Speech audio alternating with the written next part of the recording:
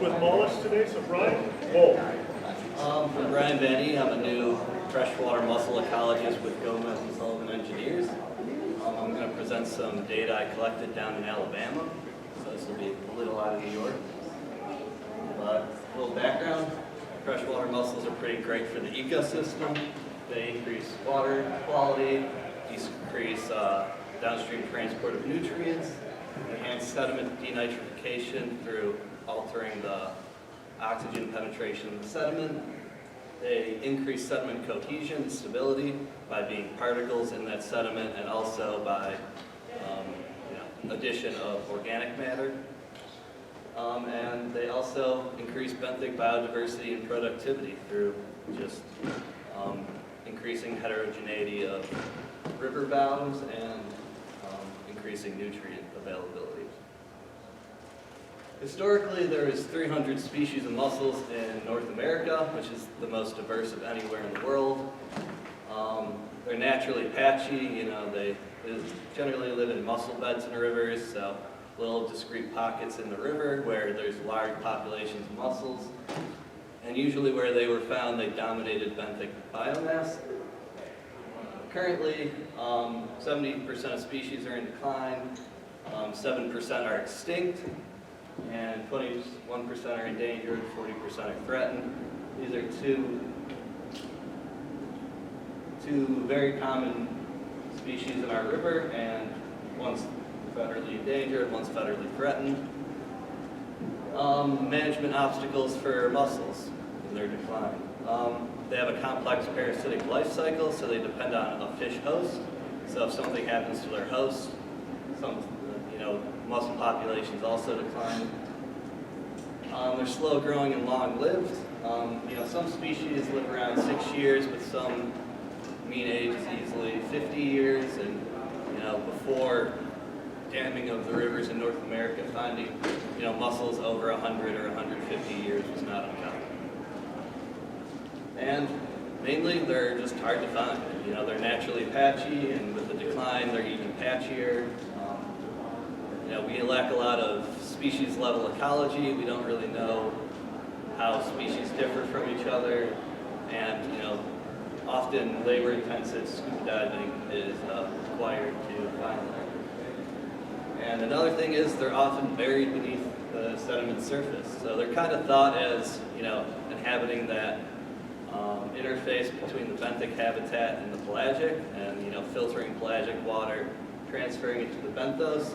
But a lot of times you can actually find them buried beneath the sediment surface, which makes them a little harder to spot.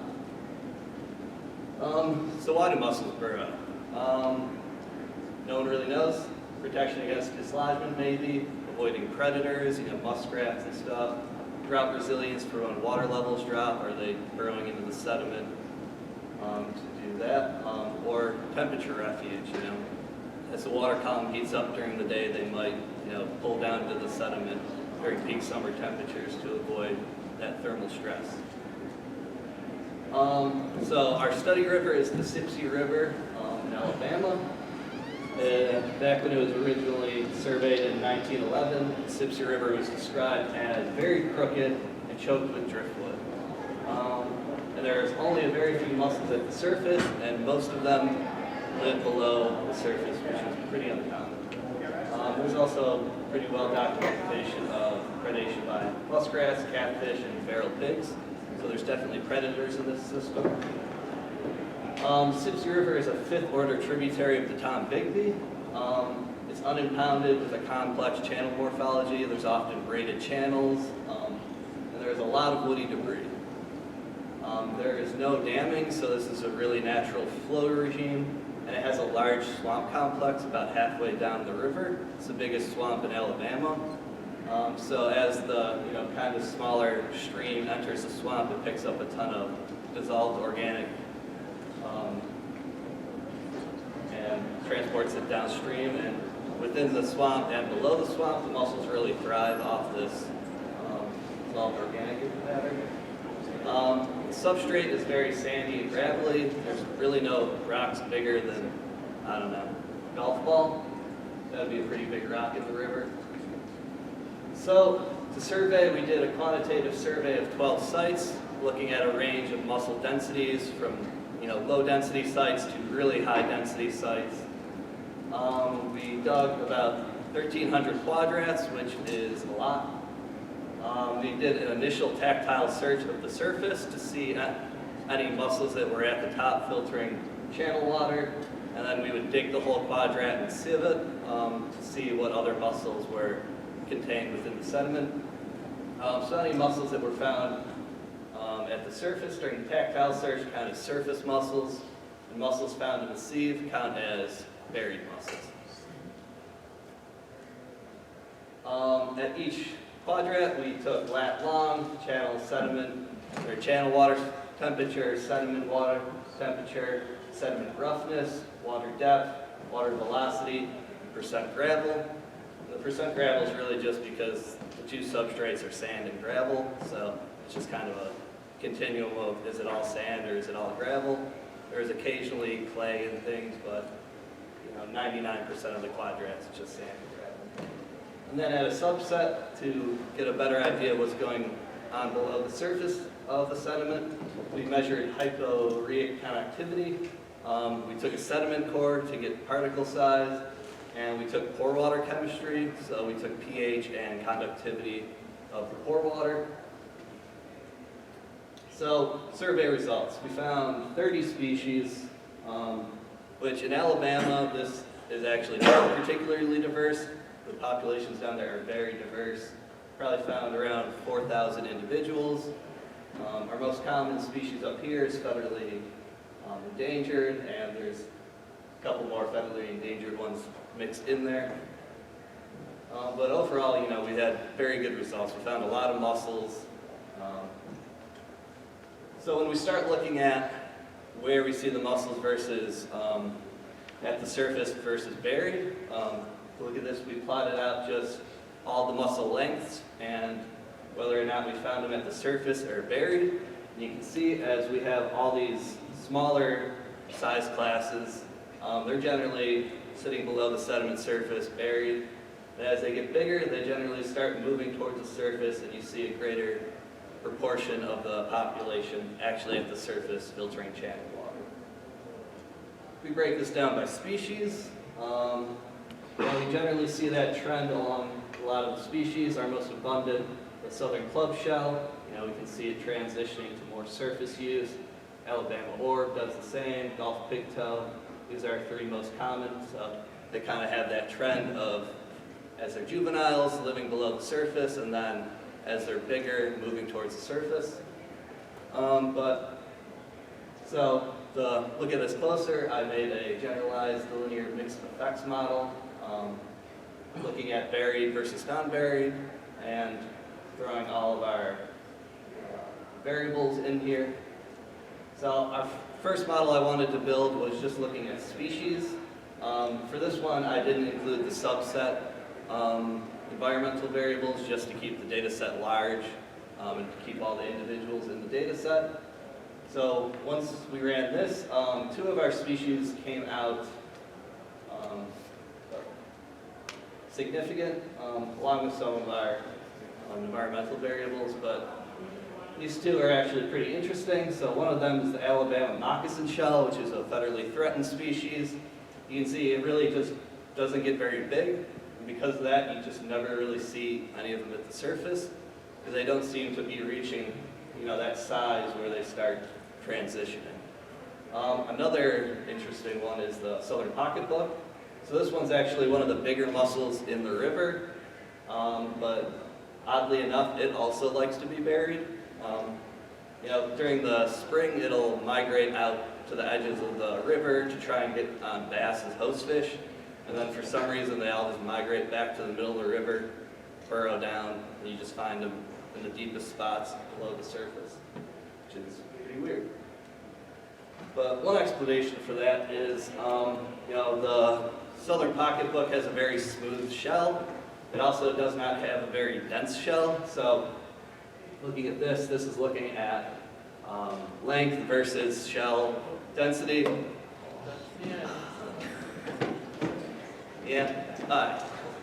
Try and do it without that.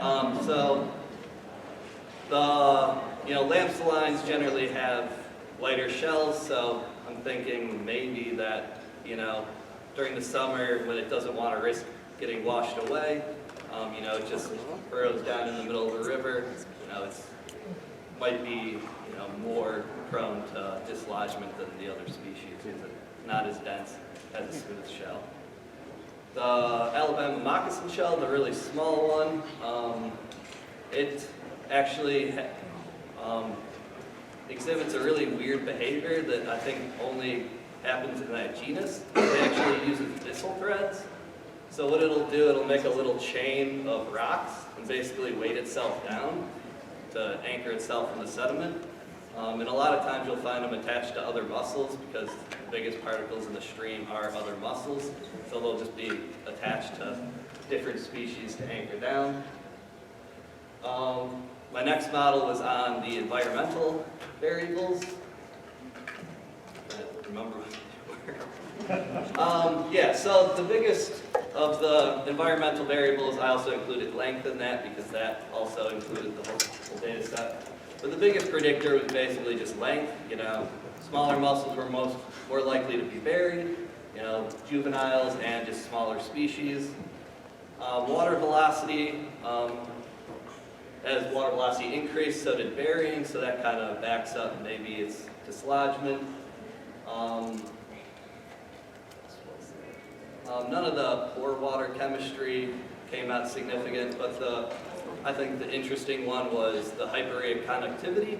So, as water's flowing, pressure can force water through the stream bed and kind of out the other side.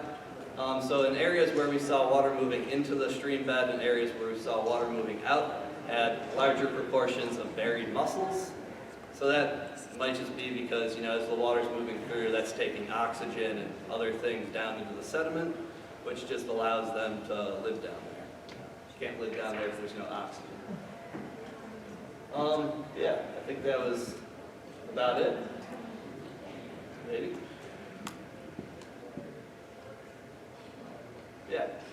Future directions. This is a very kind of oddball river. It's noted by a lot of researchers that this system has a lot of buried mussels, more so than other systems.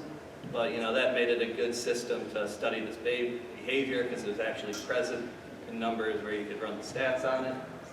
But going forward, it'd be interesting to see, with different rivers, different species, do we see this trend? Are a lot of the mussel population buried as juveniles, or is this, kind of just an oddball system? Hey. There it goes.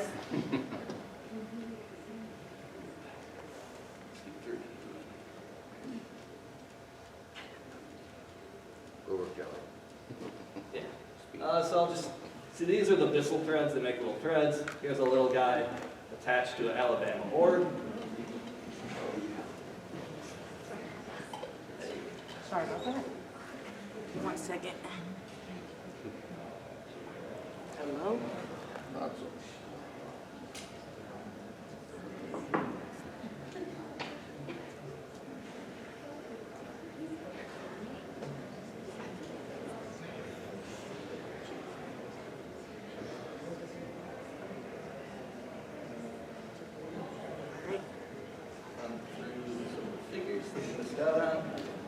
So for the hyperrheic conductivity, what I did was install these wells.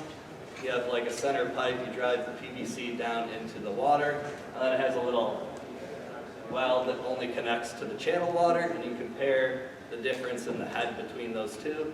So if water is moving out of the bed, it'll push the head up above the surface water, and if water is being drawn down into the sediment, it'll be a little bit below the surface water.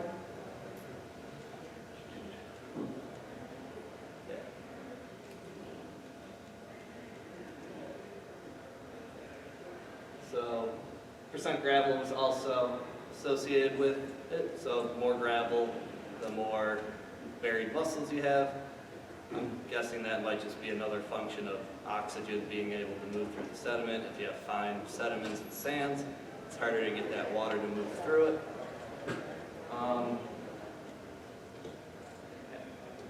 model of how that works. As the channel flow kind of hits that riffle, builds pressure, pushes the hyperrate flow kind of through the riffle, and it pops out the other side. So why do mussels burrow? Most common thing is just juveniles are more likely to be buried, smaller individuals. Oh, goodness gracious, I'm so sorry. Okay. Species traits, just smaller size mussels, species that don't reach that large max size, more likely to be buried, thinner shelled species, smoother shelled species. A lot of these other species have sculpturing on their shells and they're kind of heavy. Thinner shelled species that are smooth, they're just easier to dislodge. And abiotic factors, oxygen penetration into the sediment, water velocity, and sediment particle size distribution were all important. I'd like to thank all the people that helped me in the field. This took a lot of work, it took a lot of landowners, it took a lot of partners to get this done. And if anyone has any questions,